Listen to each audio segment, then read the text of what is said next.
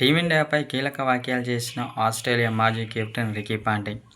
టీమిండియాలో అతడు చాలా dangerous batsman.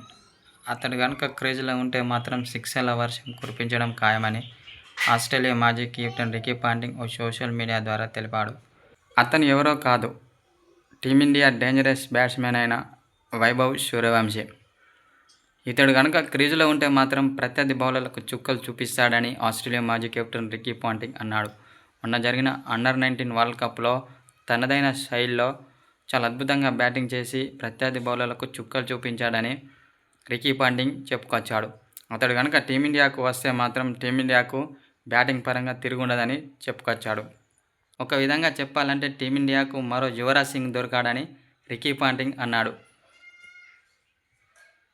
Yuvraj కంటే డేంజర్గా ఆడతాడని తెలిపాడు. అతడు కనుక క్రీజులో ఉంటే మాత్రం సిక్సర్ల వర్షం కురిపిస్తాడని చెప్పుకొచ్చాడు.